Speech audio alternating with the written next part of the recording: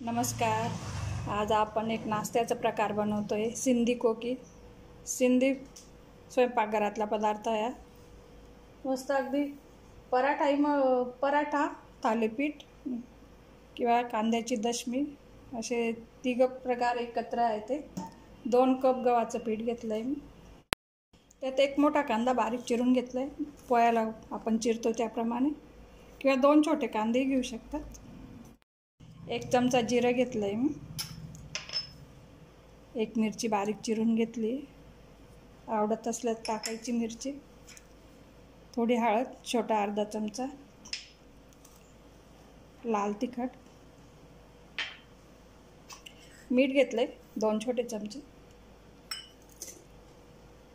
कसुरी मेथी घेतली मी, आवडत असल्यास टाकायचं. अनारदाना आहे, डाळिंबाचे दाणे सुकवलेले, थोडेसे कांडून घेतले, क्रश करून घेतले. 1 मोठा चमचा घेतला आहे मी. याची टेस्ट असते खरं सिंधी कोकीमध्ये. कोथिंबीर थोडी जास्त घेतली कोथिंबीर. आणि 4 चमचे तेल घेते मी. तेल थोडं जास्त लागतं याला. तेलाचं मोहन देऊन कालून ठेवायचं आहे, म्हणजे कांदा मीठ असं पाणी सुटेल कांद्याला. थोडंसं ओलसर होईल ते कणिक, त्याच्यानंतरच कणिक भिजणार आहोत आपण. ते कांदा मसाल्याचं पाणी सुटलं, बघू शकता. ओलसर झाली कणिक, तसंच पाहिजे आपल्याला. जे थोडं पाणी घालून आपण घट्ट मळायची नाही, अशी फक्त गोळा करत राहायची. अगदी थोडं पाणी घालायचं, फक्त अशी कालवत जमा करत राहायचं ती कणिक आपल्याला.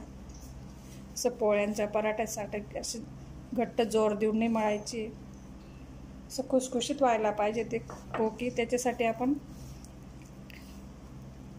तेलाचं मोहन पण भरपूर घातलं आहे.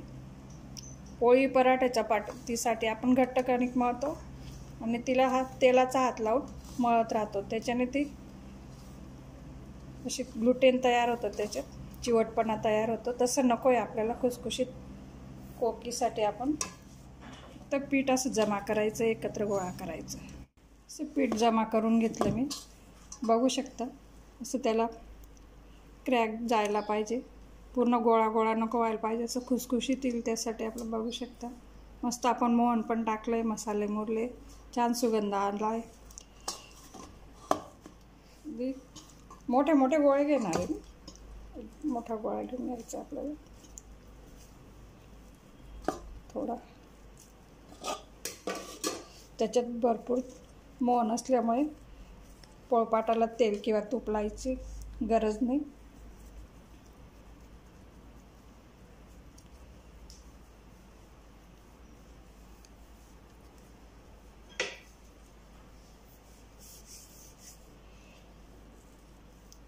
जाडच पराठा लाटायचा आहे सुरुवातीला.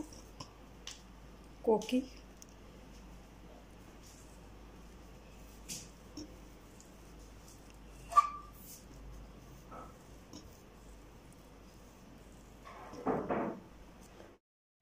थोडासा जाड तवा घ्यायचा, तूप लावून घेते मी सुरुवातीला. थोडं लावते आणि त्याच्यावर टाकून घेऊ. आणि खूप असं शिजवायचं नाही सुरुवातीला, ते गरम होईल तेवढं बघायचं. कुठला नॉनस्टिकचा तवाही घेऊ शकता. 2 ते 3 दिवस टिकते. उन्हाळा असल्यामुळे जास्त नाही टिकणार, पण जास्त टिकवायचं असेल आपल्याला प्रवासात घेऊन जायला किंवा लहान मुलांच्या ट्रिपला द्यायला, तर कांदा आहे आपला. कांदा सुकून घ्यायचा, 2 दिवस उन्हात सुकून घ्यायचा आणि तो कांदा वापरायचा, म्हणजे टिकेल. कांद्यामुळे खराब होऊ शकतात लगेच. मी बघू शकता पांढरं स्पॉट आले फक्त. तर गरम करून घ्यायचं आहे सुरुवातीला पहिल्यांदा.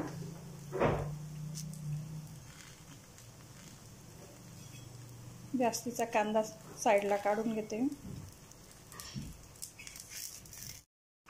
आपण तेवढंच शिजवायचं आहे. दुसरी साईडलाही तव्यावरनं परत काढून घेऊ पोळपाटवर.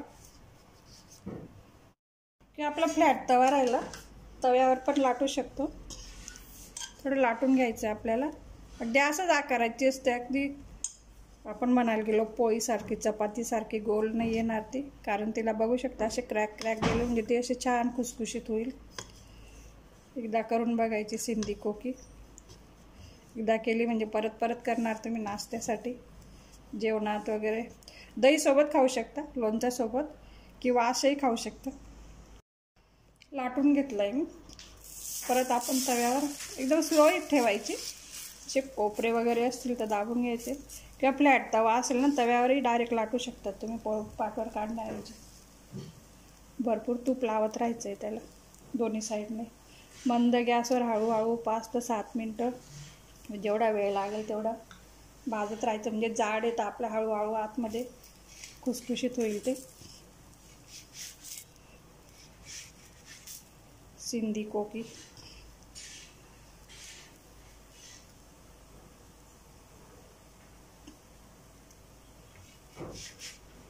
पलटत राहायचंय, परत तूप लावायचंय. भरपूर तूप राहिलं म्हणजे छान असे खुसखुशीतही होते, टेस्टही वाटते.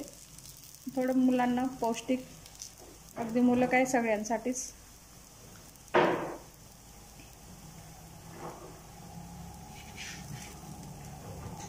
मस्त सुगंध आलाय. मसाले मुरले सगळे कणकेमध्ये, गव्हाच्या पिठात. अनारदाणा, कांदा दोघांचं मस्त सुगंध येतोय. कसुरी मेथी. ब्राऊन कलर येईल तोपर्यंत भाजून घ्यायचं आहे, दोघं साईड उलटून.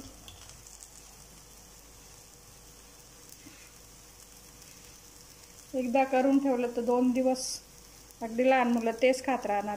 एकदा करून बघा हा पदार्थ तुम्ही.